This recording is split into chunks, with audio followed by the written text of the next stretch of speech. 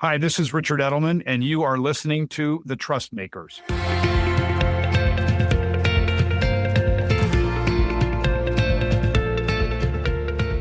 Well, hello everyone. I'm Jackie Cooper. I'm the Global Chief Brand Officer and Senior Advisor at Edelman. And I'm really excited for our chat today because our guest is someone who knows exactly how to turn everyday moments into beautiful viral gold. So Stewart Reynolds, better known as Brittlestar, is one of Canada's most recognisable digital creators with over 800,000 followers across platforms.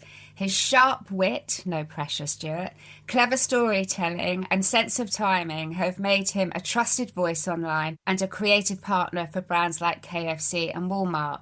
You might even remember his viral KFC video explaining Canada to Americans, which racked up millions of views and showed how humour and authenticity can drive brand trust in ways that traditional ads rarely do. Stewart has also played a role in Edelman's recent Longevity Lab panel at Brand Week, which we entitled Never Past Your Prime, a conversation to challenge outdated stereotypes around age, influence, and spotlight the power of the 55-plus generation as a really good creative and cultural force. So, Stewart, welcome to the Trust Makers. Well, thank you, Jackie. Thank you for having me. I'm excited. You've set the bar a little too high now, though. You should lower that bar. I think you're going to be just fine. You've done such an amazing job, not only building your brand, but building your brand as a support to other brands. And you're known, not as Stewart, but you're known as Brittlestar in the digital world. Do you want to tell us where did that name come from? Brittlestar used to be a band name. Back in 2003, I've always been involved in music in my life. And back in 2003, I was working on an album with Stephen Duffy, who was one of the original founding members of Duran Duran and went on to be Tintin and worked with Robbie Williams. He was writing with Robbie Williams at the time. And it was really exciting for me because he's a bit of a musical hero. And as we got closer to the end of the process of producing the album, I thought to myself, well, I have to start thinking about how to market this. How am I going to sell this? How are we going to sell these CDs at the time? And I thought, well, no one's going to wear a T-shirt with Stewart Reynolds on it. It's a fine name, but it's not a cool rock and roll name. And so my eldest son, Owen, he was 3 at the time. We'd read this marine life book before bed. His favorite section was the starfish section, and brittle stars are the ugliest of the starfish species. They're long and spindly. They see through their tentacles and they defecate out of their mouths like most starfish. I thought, this is perfect. I'll just take brittle stars, I'll jam the words together and get rid of the S at the end. And that kind of stuck. So when it came time to do social media content creation, when I started doing videos in 2013, I had all the domain names, I had all the socials, and I was like, we'll just stick with this. It's fine. I don't really care. It doesn't really matter. And it turned out to be way easier to remember than my name, so that worked out fine. I have people who know me for years who now refer to me as Brit, so I'll answer to anything. I love a good heritage story. That's fantastic. It's such an interesting thing here because you've carved out a really huge following as a creator in your 50s, in a space that's often framed as just belonging to the younger generations of Gen Z or millennials. And so what do you think has been essential to kind of having this pretty dynamic career at this point? There's a couple of things that play. I mean, I think that, technology plays a huge part as it did, as I said, starting in 2013 with the introduction of 4G. It meant people could watch videos anywhere. And that was exciting times. It meant they were craving content. They were craving stuff to watch, which made it fun to make stuff for them. And I think for myself at my age, because I started making videos when I was 43. And I remember vividly on Vine, the looping video app is where I got my start, posting videos. And I would get kids commenting, what are you, like 40? I'd be like, yes. The moisturizer's working. I am like 40. That's right. Just 40. That's all. But then, of course, times changed. The more technology became accessible and intuitive and easier to use, that age gap wasn't just the kids, or wasn't just the nerds and the kids who were using technology. It became a big, huge part of society. And suddenly it was a case of, people commenting and stuff who were well into their 50s, 60s, 70s, all that kind of stuff, commenting on my videos. And I remember vividly going to the first Vine meetup in Toronto, and I crossed the street towards the event, and this woman ran up to me who was like in her mid to late 50s. And I thought, who is this crazy lady? Is she going to stab me? What's happening here? And she gave me this big hug and she said, I just want you to know that your videos got me and my family through a very hard time recently. And I thought, oh, wow, There's two things about that. I was like, wow, I had no idea that anyone over the age of 13 was watching my videos. And then secondly, it was hugely motivating to realize that this content that I was creating, which I thought was just kind of funny and whatever, just clicks and likes and that's it. It was like, what's having an impact on people? So it made me motivated to keep going and to make more, and also to be aware of the fact that the audience was older than I thought initially. It's a focus, we'll come on to this a little bit later, but there's such a focus always on the youth and bringing youth into things to stay with you. And this is a great example of that not being a fair reflection of what's actually going out there. But you've got a sort of elevation of your fame, I guess, with your collaboration with KFC. And that's really been kind of iconic and a campaign that really did propel you into the spotlight. So can you just explain how that came to be, the sort of genesis of that, and how did you come up with the concept?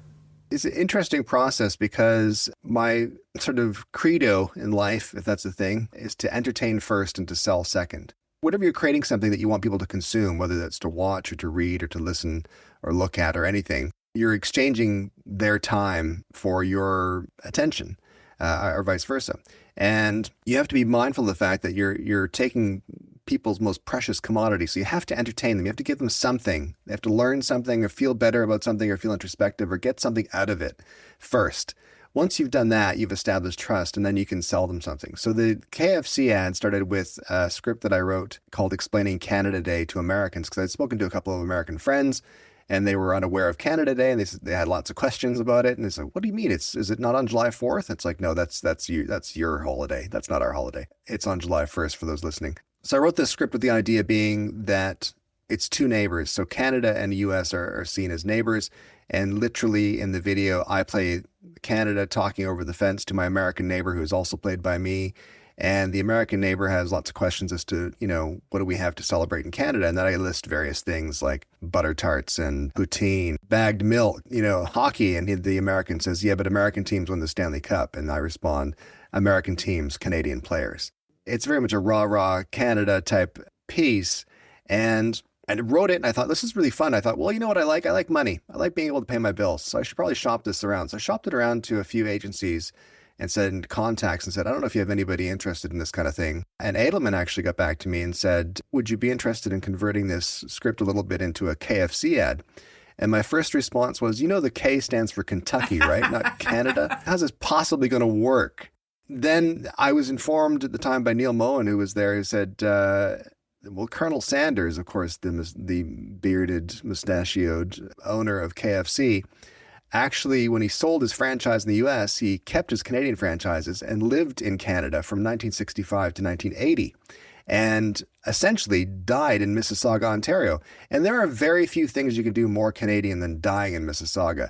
So I thought, well, this is cool. This is the perfect kind of thing for Canadians that Canadians love and is humorous. And that idea of like, we love to claim people as Canadian when they're successful. And I thought we can really play on that idea. And so it came about really, really quickly. And I think to speak to the early part of the question, I think that was part of the success was the fact that there wasn't too much time for second guessing. I think a lot of times working with brands and agencies, there's a concern. Do we get all the messaging in there? Is there a call to action? What's that? Are we making sure we're getting everything out of this? And I remember being kind of emphatic saying, we need to make sure this is funny as hell, first of all. And if it's funny, people will ride the whole ride through. They will stay on the whole thing and they will come away from it thinking, I really want KFC now. And I remember being told at the time after the video came out and it did really well, like 35 million views in the first 5 days, which is essentially the population of Canada, was that sales that weekend for Canada Day weekend went up 10% at KFC. And I even had people saying to me, wow, this should be an ad for KFC. And I thought, haha, it is an ad for KFC. And that's exactly what you want, I think, for a really good ad is you want people to be entertained first and have that messaging sink in and sell second. And I think it was able to achieve that. I think that was exactly the thing that hit me between the eyes when I watched it, because the piece of content is funny and then the payoff at the end is actually funnier and also, wow, who knew that? And then there's the, wow, that's actually super smart to put those two things together. And it's a constant frustration to me where brands are so nervous about how they show up that they think over-indexing on the presence is actually how to win people and influence. And what you've demonstrated with those massive numbers is you can actually give enough oxygen between the comedy and the kind of payoff, if you will, and it will actually flower. Do you think that that's why it got shared so much, and why do you think because it could stand out in its own as a piece of comedy? Did you get feedback from people as to why it resonated? I think, I mean, it resonated because it spoke to, at the time, very much Canadian national pride. And that notion of like poking fun at America is always kind of, because Canada is very much like the younger sibling to America. And so we'll rib and poke and we look up to, but also learn from our older sibling. To be blunt, honestly, I think that, a lot of times we'll be asked to do branded content. And there'll be things like, well, we need to see the brand in the first 2 seconds. I said, well, if you want people to scroll, that's perfect, because they'll say it's an ad. You can be upfront. In the first 2 seconds, you can say, this is an ad for blah, blah, blah. And people will be like, okay, what's the deal? He's being super honest, as opposed to trying to sneak it in the first couple of seconds and spooking people off. My thing at the time was always to say to agencies and to say to this particular deal is like, what's the last ad that you personally shared? That's how you know an ad's good, I think, is if the ad is so good that you're like, I know this is an ad, but I'm going to share it because it's entertaining. It's worth the time. I'm asking now my social circle of friends and family to watch this as well. In exchange for that, they're going to be entertained. And by the way, it's an ad. It's a little bit like the Super Bowl ad mentality of like, it's just got to be good. It's just got to be an entertaining piece of content. And if it is, people will leave going, you know what? I feel like KFC, or KFC's great, or Ford makes great cars, don't they? That's what you want, as opposed to, I hear the Ford event's happening now, we should make sure we get down to the dealership. It's like, that's too much messaging for people. You need to ask as little as possible from your audience and do it as quickly as possible as well. Super, super smart. And you've presumably shared that kind of philosophy with the other brands that you've worked for, because you've worked with Disney, you've worked with Walmart, Subway, the Property Brothers, to name a few. How do you actually decide what's worth attaching your voice to, and how do you ascertain what the value of the deal is? So 2013, I had a viral video called Put Your Finger on the Screen, and I did another one the next day. And within the 24-hour period, I went up to like over 100,000 followers. It was like a huge influx. And at the time, social media really kind of saved our family, because we had a business prior to that had collapsed, and we had the notice on the front of our door of our house. We were in dire fiscal straits and didn't know what to do. And this video came along. I created the videos to make myself happy and ended up getting some success with it. And about 3 weeks after a couple of viral videos, Disney contacted us and said, we'd love you to make some videos for us. You can come down to California, to Disneyland. I was like, how exciting. But we basically went down and they said, we're also going to pay you money. And I thought, oh, this is crazy. I can get paid to do this. But then it made me aware of this idea of what my brand was. And I'm air quoting that for people listening. And what that was worth to me, what was that worth going forward in the future. And it made me become very, very aware of the idea that, I could take any sort of silly brand deal that came along to pay the electric bill, which I did after Disney. Disney was a huge payout for us. It was like, wow, this is more money than we could imagine making.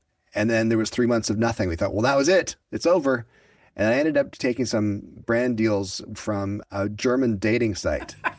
And I think if there's a contrast to really good brand alignment, this is it. As a guy who's made his reputation as being the internet's favorite dad, who has a happy family, a lovely wife, beautiful children, and does lots of family stuff, just suddenly doing ads for a German dating site seemed a little suspect, very, very weird. And I remember being spoken to by a couple of folks from Twitter in New York. And they said, what are you doing? Stop doing this. I know you need to pay your electric bill, but your brand is worth way, way more than they're paying you, and it's not doing good things for you. It made me then look at all future brand deals with the idea of like, does this make sense? I've gained this trust from my viewers. I've gained the trust in this parasocial relationship, as it's called, with the viewers and the consumers and followers. Do I betray that for a quick buck, or do I build on it and make sure that whatever I'm delivering them is going to, again, entertain first and sell second, but it's going to make sense as well? I get approached for brand deals now. It's like, does this make sense to me? Like, does this seem like something that a guy like me would do? And by a guy like me, I mean like, a guy who's over 50 and is making generally brand safe content, because my brand brings value. And that's why the brands are coming to me, is because they want to capitalize on the trust that I have built up with my audience. And that's fine. That's okay. As long as the messaging makes sense, that's totally fine. It's when you betray your audience that it doesn't make sense at all. So that's my thought process is it going to work as an alignment with my own brand? Is it going to cause any damage to my brand in the future, or does it add benefit to my brand? If it adds benefit and it adds more trust, then I'm all in. It's really interesting because my background 100 years ago as a publicist, I used to specialize in entertainment. And then I had my own agency here in London, which I actually sold to Edelman many years ago. But I was one of the first people in the UK to do talent and brand deals. And that was sort of for editorial and ambassadorial endorsement. And what I think a lot of talent didn't understand, which is where our agency became very successful back in the day, was there is simpatico when you get the brand deal right with the talent, because the talent can elevate the brand, but actually also the brand has the superpower of the engine to elevate the talent. And I would Absolutely. often say to some of the talent, and we would specialize on finding talent that was on the cusp and about to break, because you could get the deal for not a huge budget and together you would rise. And then the deals that talent would get afterwards would be much richer deals, because the profile of the engine of the brand had elevated the talent to such an extent that they had much more value. So are you finding that with fast forward to the creator environment now, that simpatico, that marriage, that synthesis, are you finding that with one successful brand deal, your next one is on a higher level? Are you finding more quality? Are you finding more budgets coming your way? I feel I'm finding better matched brands coming to me. I still get occasional requests to do deals that just don't make sense. They're like, this isn't a great fit, and I refuse those deals. But I've been very fortunate, I think, that people realize now that, you can go to someone on TikTok who has, 21 million followers or something, but it's like a buckshot media campaign. You can come to smaller, in comparison, creators who have built a stronger relationship and better conversion, essentially, with their followers. And again, that's based on trust. That's based on that idea of, if you open your phone and you see my face, it's going to be what you expect. It's going to be entertaining. It's going to be hopefully leave you feeling better or leave you feeling introspective or whatever, but it's going to make sense and you're going to consume it. It's a bit like the idea of, when you go to somewhere foreign or something, and a foreign place for you, and you're like, oh, thank God there's a McDonald's. I just need a burger right now. That's all I need, is just need some sustenance. I don't want to compare myself to just basic sustenance, but at the same time, I'm a tasty burger. I remember when I had that first Put Your Finger on the Screen Vine that went hugely viral, and it was being ripped off by newspapers at the time, because it was like Wild West in 2013 for social media content, especially video content. So newspapers were ripping it off and posting it on their channels, and I wasn't getting any credit for anything. I was complaining about it. My friend of mine said, as long as they see your face, that's good. Then the next thing you do, people will see your face and go, it's that guy. Again, it's about that trust, that idea of making sure people feel comfortable in seeing, when they see me, they go, entertain me, which is good. I love that you've mentioned the trust word. We're on the trust makers. Obviously, that's Edelman's calling card as a global authority on trust. And obviously, we have a ton of data on trust. And it wouldn't be a Trust Makers podcast without a little trust data point. Our research shows that trust in brands drops with age, but actually trust in peers rises. So what do you think marketers should be doing differently to really connect, authentically with that sort of 55 plus audience? The data is incredibly accurate in the sense that I think as you get older, you become a bit more jaded. You've been burnt a few times, and you're also, critically aware of how much time is worth as you get older. You're like, well, I'm not going to waste any more of my days doing that. I remember vividly myself, my wife Shannon, when we were in our first house, we were about 20, I think it was 27, and she was 24. And we sat for a day with a guy who tried to sell us windows for a day. And at the end of it, we thought, we only did it because we were young, thinking, I guess this is what you do as an adult. I guess, I'm not sure. It was, honest to God, 6 hours of this guy sitting in our house. And it's like, get out. And afterwards, we talked about it. We're like, what are we doing? This is crazy. And as you get older, you have more experiences like that, where you start to evaluate how much your time is worth. And you want to go to trusted source. You want accountability. You want to have, like, if I sell something, if I do a brand deal for something on social that is a terrible product or a terrible service, that's not good for me. So I'm very aware of, this has to make sense, and this has to be there has to be accountability there. And I would hope that the people who follow me look to me and say, well, if he thinks it's okay, he's not going to put his neck on the line for anything. it's got to be good. The thing for marketers and for brands and agencies is to be aware of the idea that I'm very aware of how much people's trust and time is worth.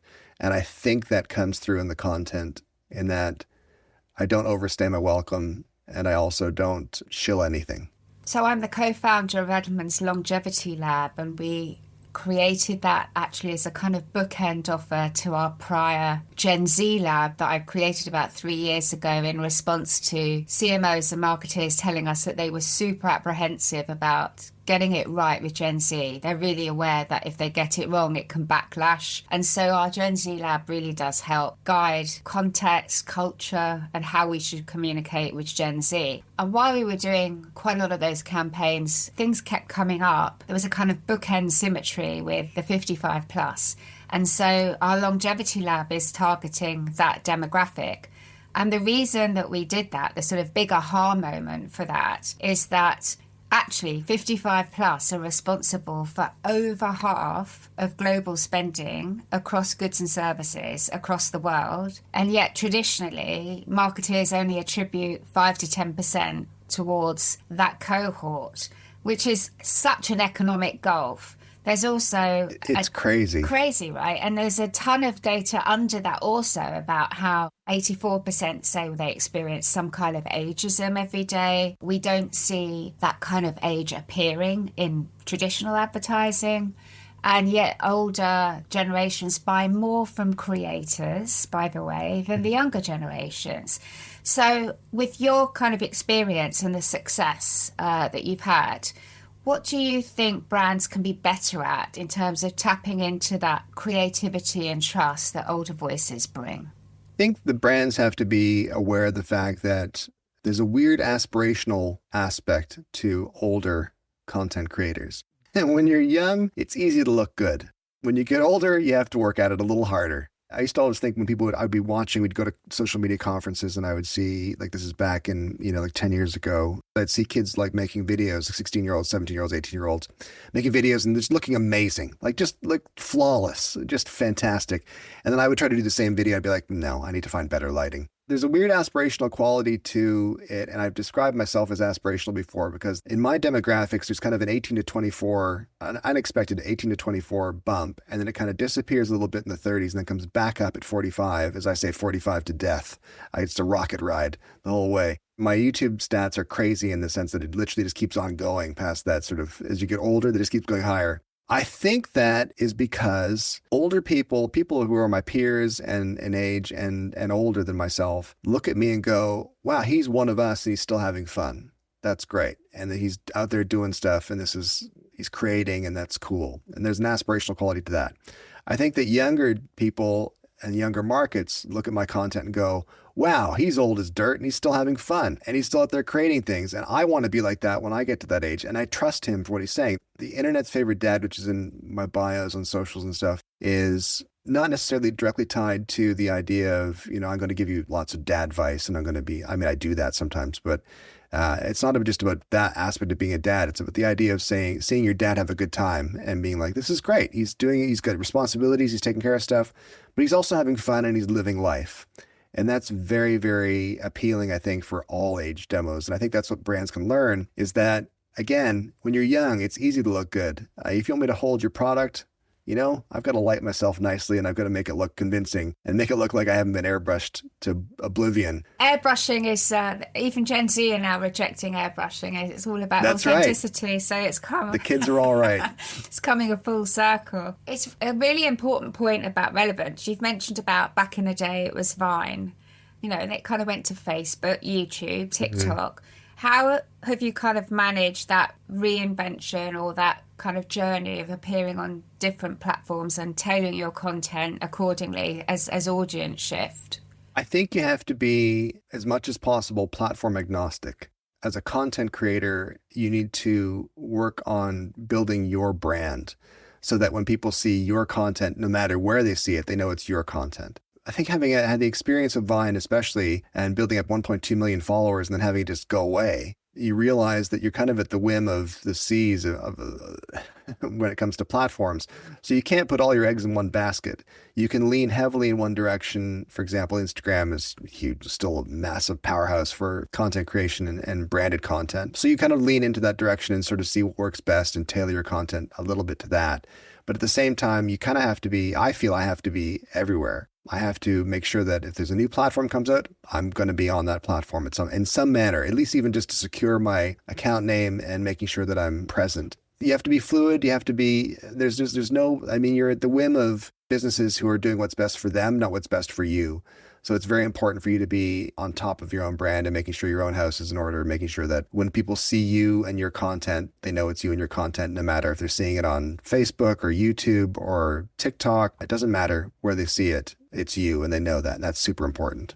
Yeah, I think that sort of lateral presence and consistency is absolutely a key to the equity, as you say, of your own brand. And as we come to near the end of this, do you want to do a little bit of future forecasting? How do you see creators like yourself changing? And what do you think, having seen how influence has changed, what do you think is ahead? There's a couple of things that come to mind. One is a recent stat that showed that more people watch YouTube on their television than watch television on their television, which then makes it possible to everybody becomes a network. Everyone becomes a production studio. And people like myself who are content creators on social, suddenly it's now we can actually kind of make a TV show if we wanted to. Like as you see people like Mr. Beast doing and all that kind of stuff. There's going to be more and more opportunities for content creators like myself to create some longer form content, to create content that's going to be consumed in different ways than we've become accustomed to recently with just on your phone. It's now going to be, I'm going to sit down and I'm going to watch the half-hour Brittlestar show. It's going to have sketches. It's going to have, I don't know, monologue. It's going to have music. I don't know what's going to have on it. It's going to have a bunch of stuff on it. And that's going to be entertainment. That's very, very exciting to me. I think also what's really interesting to me, and it'll be determined over the next couple of years, is the death of spectacle. Speaking of Mr. Beast, he's very good at doing spectacle. And I think that with the progression of things like AI for use in video, it's like, I don't know if you saw the video of the rabbits bouncing on the trampoline. It's like, oh, that's adorable. And you're like, oh, it's AI. It's still adorable, but less impressive now. And that's no discredit to AI. AI has its place. It's a very powerful tool. But I think that idea of authenticity and trust will become even more and more important. I think you see that with podcasts and stuff. I think you see that with, YouTube's also the biggest place for podcast consumption. So some people will have the tab open and move away from it and just listen to it. Some people will click onto the tab and see who's talking right now. I want to have that connection. I think there are so few shared experiences in life now that people crave and need and want that authentic, personal, social connection. And this is content creators, but that's all they do. I think that's super wise. And actually, one of the things that came out of our Longevity Lab research is do not underestimate the wisdom of the 55 plus and their life experiences. And I think you've just shared quite a lot of that wisdom with us. And I also love your point about the human connection, and that's what you do so brilliantly, because humour and accessibility and just being genuinely funny and engaging has obviously worked so well for you. So I want to say thank you so much for giving us an insight as to how you've done so well. And to our listeners, thank you so much for listening to this issue of The Trust Makers. Thank you for having me.